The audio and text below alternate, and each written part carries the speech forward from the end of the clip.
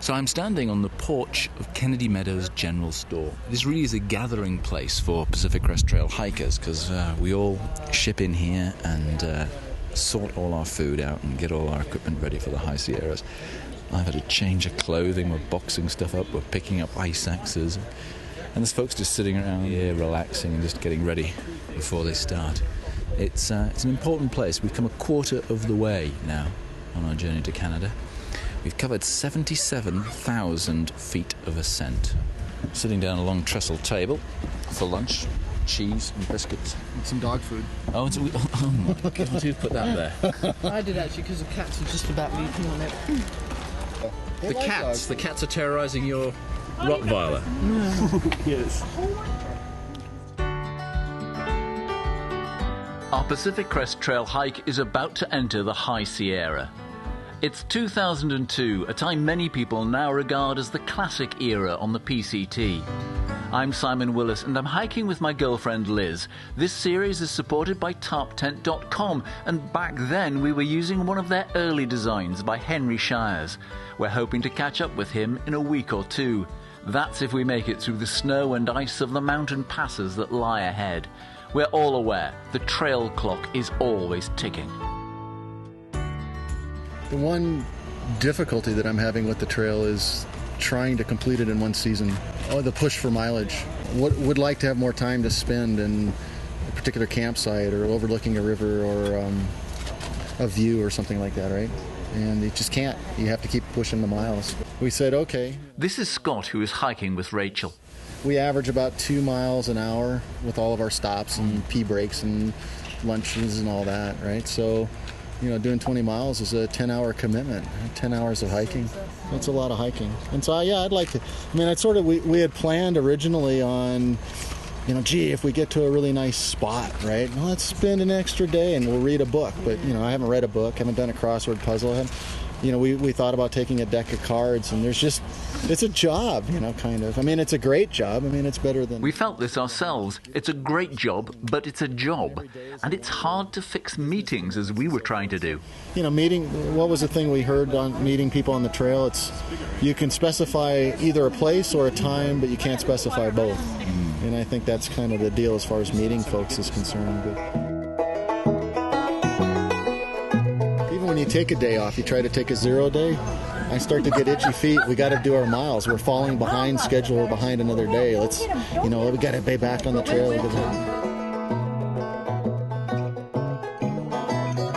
Yeah, we're definitely at the threshold of the land of water and rivers and lakes. And yeah, this is the candy. This is the dessert. This is what we've been waiting for. This is the PCT, I think, the core.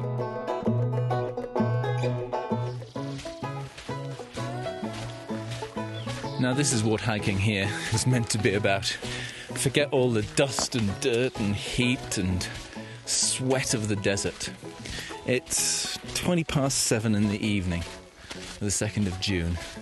We've just come over a small col. We're at about 8,000 feet. And the sun is still managing to peek over the top of the redwoods to the left. And ahead of us, an absolutely flat, perfect green meadow stretches away, a range dark silhouetted against that setting sun, and then behind them higher, much higher peaks dusted with snow just catching the last rays, and some white fluffy clouds just set the whole thing off to perfection.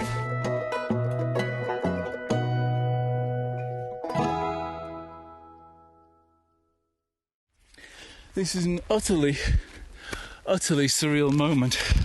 We are being pursued, not by a rattlesnake, not by a bear, but by a bird.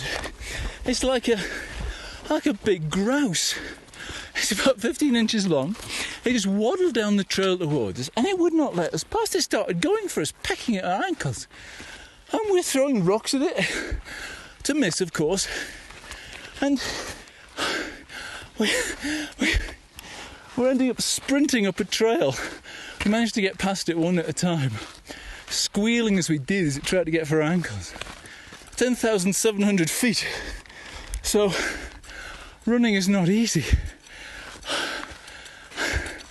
And this dirty great bird has been following us now for about, can I put this away? In about a quarter of a mile. What a bird with attitude. My God, I've never met anything like that before. Do you think he doesn't like hikers or what? Oh, God knows. Worse than a bear. Well, we don't know that yet, do we? I'll tell you what. Run a mile if I saw one of them again. Mind you, I'll tell you what, if we were at that like that with a grouse, what on earth are we going to be like if we come face to face with a bear? Anyway, I need a moment here.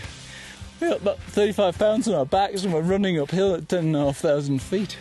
God, that's Away from a grouse.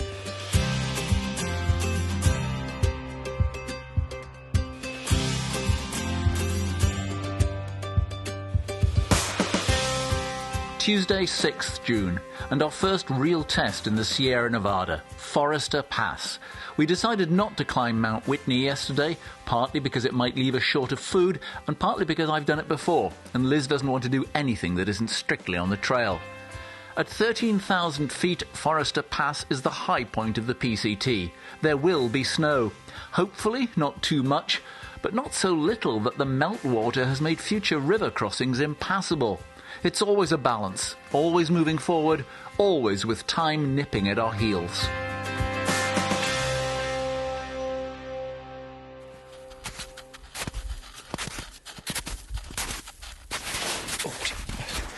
It's 9:10 and we're in snow.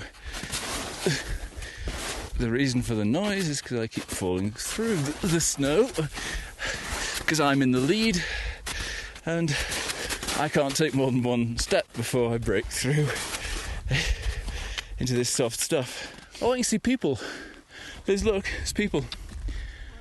Do you think that's I think that could be John and Julie and Scott and Rachel. Maybe that would be my. Up here somewhere. Yeah, they could have done, couldn't they? Yeah. Hey, that's good. Somebody's to take our photographs on the top. All right. Into the snow.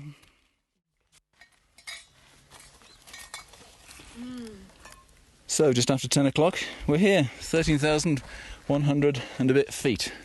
And I have to say the views are, well, I can't really describe them. For some reason, the sun seems to manage to hit both sides, both the south and the north side of this pass. And there's 4 other folk here who we know, Lee and Anne, John and Julie, brewing up tea. It's actually getting quite crowded on the top of Forester Pass. People are manoeuvring past each other. Come on, Julie, you've been asking people to speak to your camera. Speak to my little tape recorder now. You tell me about this view up here.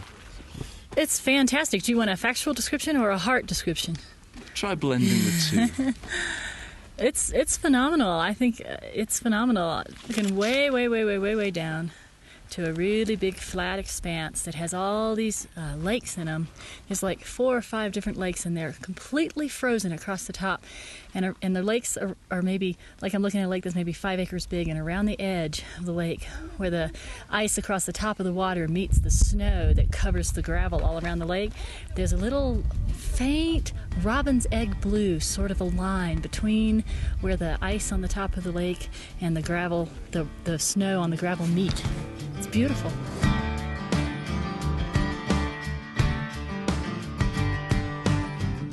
That was an amazing climb up for me. I'm not a rock climber, and so way down at the bottom when we were looking up trying to find the route, I never could see the route, and so all I could see was that tongue of gravel falling down the chute. And that just looks so intimidating. And that's very scary to me, and I'm not a climber, so fortunately John went ahead of us and he carved out footsteps and he carved out a place where you stick the ice axe handle down into the ice, so that then all I had to do was set my foot in a gigantic already flat spot and then put my ice axe in a hole he'd already made, because the ice is ice hard like you come out of the freezer. Oh yeah, it's rock hard, yes. I mean, it's and like then, cement. But to me that's very nerve-wracking. So it wasn't, but I don't know how far, 12 feet across, but that was very terrifying to me. That's far. Actually, we were So amazed really at glad that that's trail, though. The way, when you look down from below, you think, God, it's a sheer wall. And it's cut an amazing trail up there. Yeah, thank you. Tax dollars I don't mind having spent to make that trail.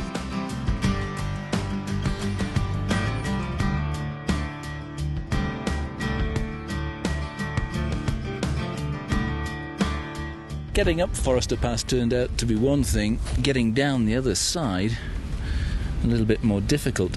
And the thing was so soft, even at 10:30 when we set off, we were sinking up to our waists at times in snow. And being very clever people, we've brought our boots all the way from Scotland, these nice lightweight boots, but we didn't bring gaiters. So within about 10 minutes the snow went straight down the tops of our boots, filled up, and we've got absolute... I mean, if you could... Can you hear this, the noise? Let me try wringing out my sock. Does this make a noise for the radio? There we go. That's the sound of 2 socks being wrung out. That's how wet our feet are. And the other thing is, it goes on forever. The only snow on the south side was a tiny little bit just below the summit at 13,000 feet. Here, well, as I say, we left at 10:30. It's now 2 in the afternoon, and we've really only just got out the snow as soon as we hit the trees. We have been wading through it constantly, and of course that totally obscures the trail, so trying to work out where on earth you're going is a challenge in itself. But it's been the best day so far. Oh, absolutely. It's been really good fun.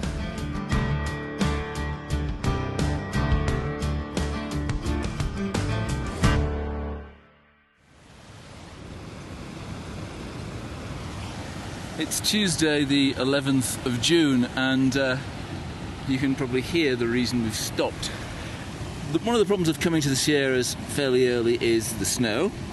The other problem is what happens to the snow, and it turns small streams that you could just hop across in August into raging torrents. We've got to take the shoes and socks off and wade. I had the presence of mind to bring with us some, I suppose they're like rafting shoes. They give us a little bit more grip. Tied my shoelaces in a knot and stepping in. Oh gosh, the cold hits me. This is the wobbly rock. Yep. That pole's finding a bit of safe ground. Sharp edge to the... Oh my god, I'm losing my balance. Sharp edge to the rock. There we go. Nearly through. And safe on the other side. And the first thing I want to do is get these shoes off. Oh my goodness. Doesn't get any warmer, this water, does it? You know, when they talk about some big river crossings further on ahead, I don't know about you, but it worries me slightly. Evolution Creek and Bear Creek, I think it is, are 2 big ones we will encounter, probably not tomorrow, but the day after. That's the Sierra River crossing. Now we sit and let our feet dry a bit, get the socks out and wipe them down.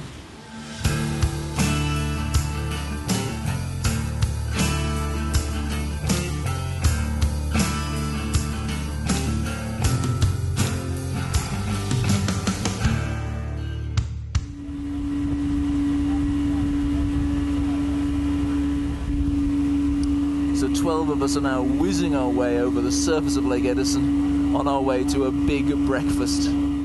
We're all heading to Vermilion Valley Resort. 4 years ago, on this same ferry, I heard about the PCT for the first time. I was hiking the John Muir Trail and thought myself intrepid to be out for 3 whole weeks. My jaw dropped when this PCT hiker revealed he was out for 6 months. I knew in that moment I'd be back, and here we are. My name is Sarah. You're welcome. You have a good one. All right, bye. You just telling us about showers. Showers are $5 a shower. I do have a soap and towel. 4 years ago, Butch Wiggs showed me around his place, and I wrote about his larger-than-life character in a few travel articles. Sadly, last year I learned that Butch had committed suicide. It seems his wife Peggy is running the place with her daughters. Have you got our boxes? Oh, no. How are you guys doing? These are our... Well, we've had the day here. Very good day it was, sorting out food boxes and everything else. I should say we've been speaking to Peggy, and Peggy didn't want to talk. She said Butch was the kind of the front of house, he did all the entertaining, and she didn't want to talk to me on this recorder. You can understand that? Yeah, it's kind of like an invasion of her privacy. Well, it's not really. It's just a conversation. We're having the conversation anyway. No, but you don't know who's going to be listening to it. When you talk to somebody, you want to choose who you talk to, and that's how I feel. That's why you don't like talking to That's why I don't like talking into it, because when I talk to it, I want to talk to you, not to I don't know who. Tell me, what do you think of this place anyway? Because I like it. we were saying before that you're not mad on all the people No, that we end up meeting. I was dreading coming in here because I thought it'd be like some of the places we've been in, and I could stay here another day quite happily. I mean, even though there's a lot of hikers here and stuff, you don't feel hemmed in. There's places to go to. You can go and sit by the lake. You can go to wherever you're sleeping. You can sit here in the restaurant or the bar, and it just feels more normal. It's not so forced.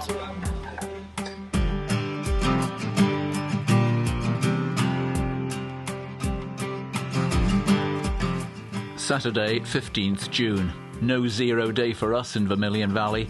In PCT parlance, a zero is a day with no trail miles. We hiked to Lake Edison yesterday, and today we caught the late ferry to start hiking again. We have more Sierra passes to cross if we're to be on time to meet Henry just outside Yosemite National Park.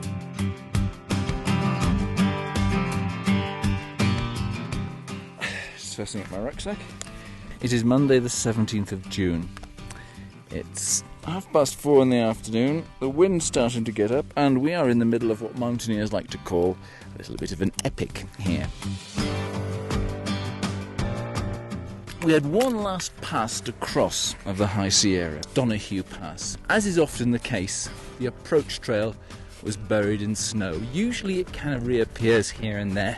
You can work out what route you're following. But this time, one of us, I won't say who, said, why don't we just forget about the trail and just go for the pass?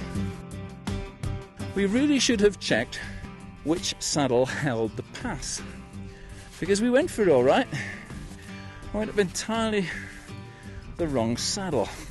Rather than go all the way back down, and it was quite scrambly to go down, we thought we'd top it out, which we did. Got some lovely views, some fantastic bear prints.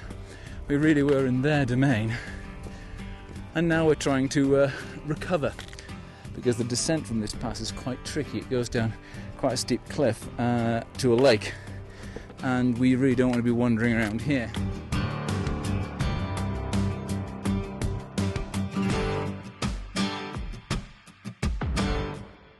Well, it looks like we are back on track, because we can see what looks like a trail and what looks like a little lake. Now let's get the map. But we've made good time, because those two guys are just coming over the rise, having reached this pass.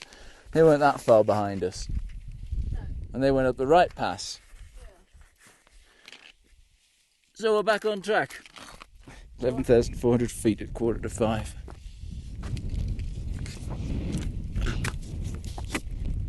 You might be able to tell it's a bit windy.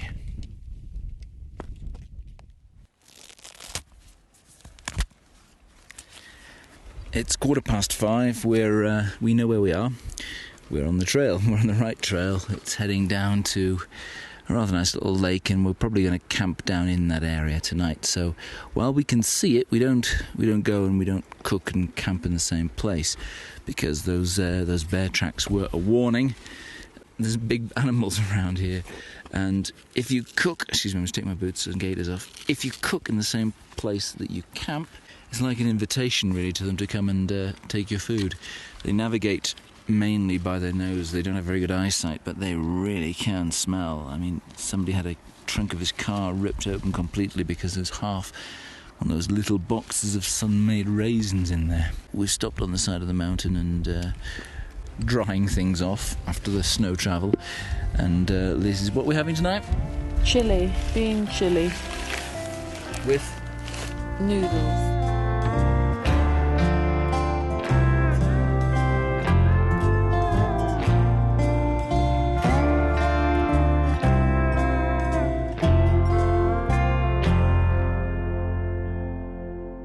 Well, I've got all this stuff to put away yet.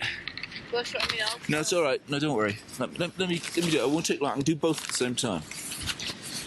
Okay, it's Tuesday, the 18th of June, and it's 1:53 in the morning, and we're wide awake because we've just had a bear visitation. Yeah, we fasten our food to a tree using a bag called an sack. We booby-trapped it with sticks and ice axes so that it would make a noise, and sure enough, they made a noise. because a whopping great bear was trying to get at it. So it leapt out of bed, scrambled to find the torch. We could hear the tree, the sack's being pulled. He's got his claw around the sack. He's pulling. But he won't go far. He or she will stay in the area. So we have to go. That noise is Liz banging the ice axe in the tree to try to let him know we're still awake, and he's going to get more of the same if he comes back, and we have to go. And I have to stop recording now because we've got to get out of here. It's now 3:15, and we've been walking in the dark for over an hour. We figure we're probably out of the bear's territory, so we've decided to stop and wait until it gets light. Excuse me, I'm a bit hoarse. We're yelling at the bear. Wait until it gets light and then make our way down the valley. The background to all this is that this year, Yosemite National Park said anyone who is camping out in the backcountry has to store their food in what they call a bear-proof canister. It's a plastic or aluminium cylinder. It's about a foot high and 8 inches wide, and the bears can't get into it. It holds about 6 days' food. I know of only 2 Pacific Crest Trail hikers who are using it. That was Pete and Ed, who we saw today. Others have sent them home because it's simply too heavy for the kind of weights that through hikers are carrying. Now, we've been in bear country for, almost since we started, really on and off. We've been adopting what's generally known as the stealth camping technique, which means you don't use smelly foods, you don't cook where you camp, and you never use established campsites. Well, it was foolish because we broke that tripartite rule today because we did everything, the first 2, but we actually used an established campsite, and that was the mistake because the bear knows to look there. Once he's in the area, he can smell out the food. We have not used a bear canister simply like the other PCT hikers because of the weight, but what we have been using is something called an Ursack, which is made from the same stuff they make stab-proof and bulletproof vests, sort of woven Kevlar, and it has an armoured cable. And the idea is the bear can get hold of it because you tie it around a tree, but it cannot remove it from the tree and it can't get its claws in. Well, I have to say, I've just been having a little bit of a look at the Ursack, and he's done a damned good job. He didn't get in. He didn't get the food. That, I suppose, is the bottom line. But the point is we had to move because the moment a bear knows you are there, it will come back, and it will come back, it will come back. And if it's smart, and they usually are, it might have even followed us down the valley. So we have tied our food again to another tree. We're lying here, waiting for the dawn.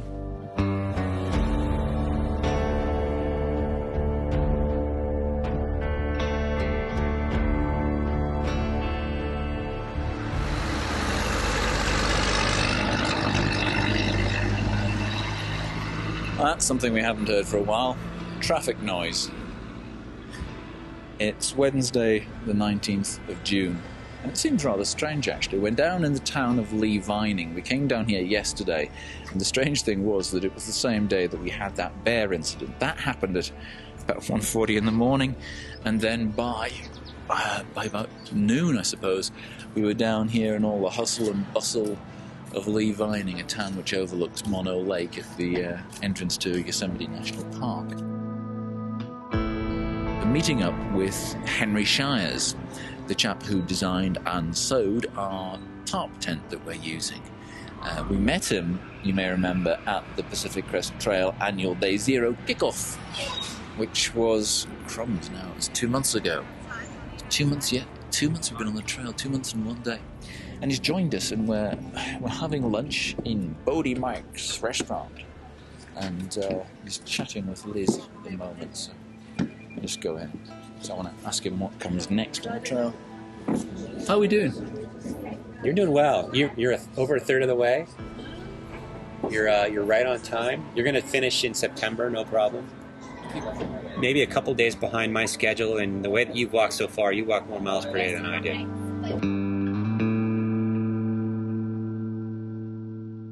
The more people you get on here, the more challenges it's going to come with it. You've got the development, but you also got people.